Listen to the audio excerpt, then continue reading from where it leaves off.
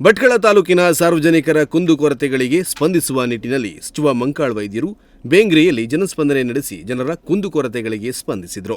ಮೀನುಗಾರಿಕೆ ಬಂದರು ಹಾಗೂ ಒಳನಾಡು ಜಲಸಾರಿಗೆ ಸಚಿವ ಮಂಕಾಳ್ ವೈದ್ಯರ ಅಧ್ಯಕ್ಷತೆಯಲ್ಲಿ ಭಟ್ಕಳ ತಾಲೂಕಿನ ಬೇಂಗ್ರೆಯ ದೇವಾಡಿಗ ಸಭಾಭವನದಲ್ಲಿ ಜನಸ್ಪಂದನಾ ಸಭೆ ನಡೆಯಿತು. ಜನಸ್ಪಂದನಾ ನಿಮಿತ್ತ ಸಭೆಗೆ ನೂರಾರು ಸಂಖ್ಯೆಯ ಸಾರ್ವಜನಿಕರು ಆಗಮಿಸಿ ಸಚಿವರಿಗೆ ಅಹವಾಲು ಸಲ್ಲಿಸಲು ಆಗಮಿಸಿದರು.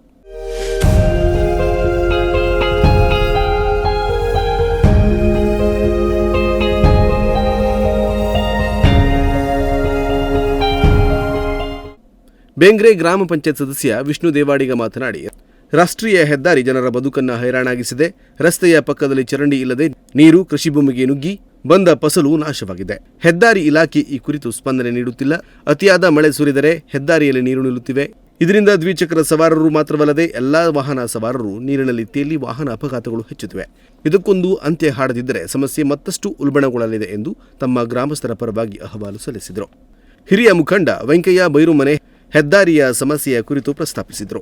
ಬಳಿಕ ಅಲ್ಲಿ ನೆರೆದಿದ್ದ ನೂರಾರು ಸಂಖ್ಯೆಯ ಗ್ರಾಮಸ್ಥರು ಸಾಮಾಜಿಕ ಕಲ್ಯಾಣ, ಉದ್ಯೋಗ, ಅನಾರೋಗ್ಯ, ಮನೆ ನಿರ್ಮಾಣ, ಶೌಚಾಲಯ ನಿರ್ಮಾಣ, ರಸ್ತೆ ಕಾಮಗಾರಿ, ಶಾಲೆಗಳ ದುರಸ್ತಿ, ಅರಣ್ಯ ಅತಿಕ್ರಮಣ ಮುಂತಾದ ಸಮಸ್ಯೆಗಳ ಬಗ್ಗೆ ತಮ್ಮ ಅಹವಾಲುಗಳನ್ನು ಸಲ್ಲಿಸಿದರು.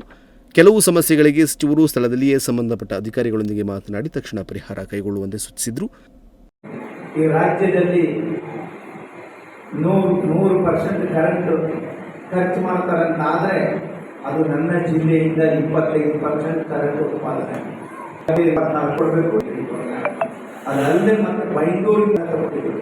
ಏನಾದರೂ ಇಲ್ಲಿ ವ್ಯತ್ಯಾಸ ಆದರೆ ಅಲ್ಲಿಂದ ಸರಿಪಡಿಸುವುದರಲ್ಲಿ ಅಲ್ಲಿಂದಲೂ ಎಸ್ಟಿಮೇಟ್ ಮಾಡಿ ಕೆಲಸ ಟೆಂಡರ್ ಹಂತದಲ್ಲಿದೆ, ಅದು ಆಗ್ತದೆ.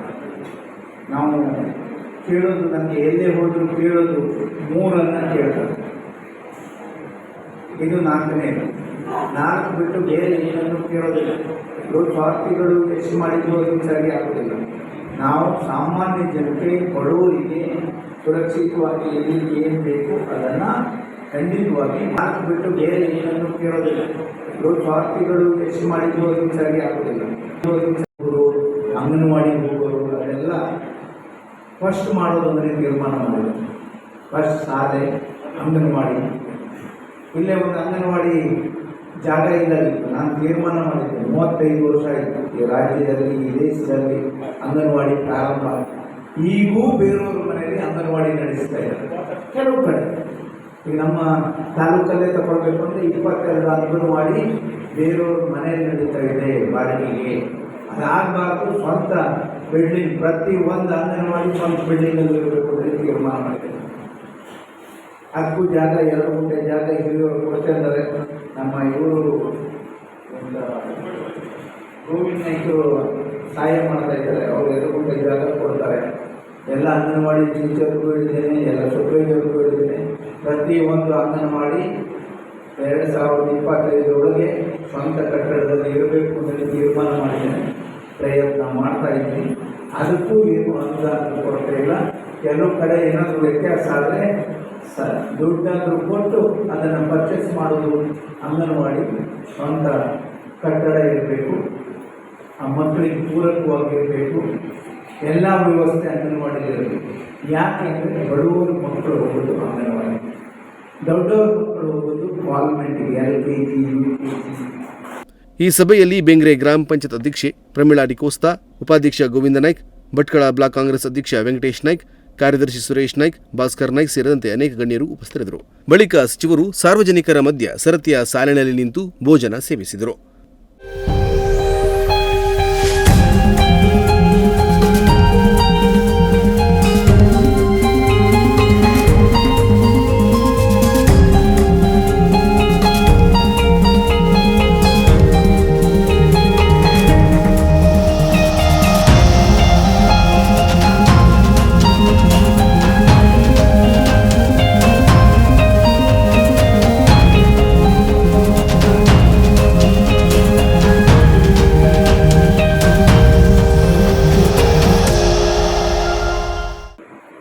ನಾನು ಪ್ರಥಮ ಆದ್ಯತೆ ಶಿಕ್ಷಣ ಕೊಟ್ಟಿದ್ದೇನೆ.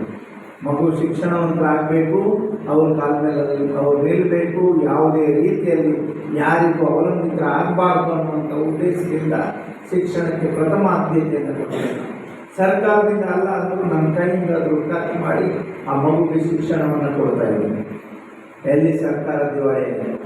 ಯಾವ ಶಾಲೆ ಬಂದ್ ಮಾಡಿದ್ದೇವೆ ನಾವು? ಎಲ್ಲಿ ಕೊರತೆ ಆಗಿದೆ?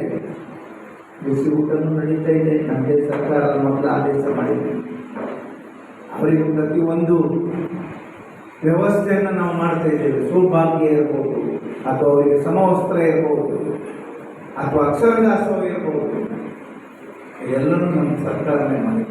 ಅದ್ರ ಜೊತೆ ಈಗ ಮೊಟ್ಟೆ ಸಹ ಕೊಡ್ತಾ ಇದ್ದೇವೆ. ಉದಯ ನಾಯ್ಕ್, ನುಡಿಸಿರಿ ನ್ಯೂಸ್, ಭಟ್ಕಳ.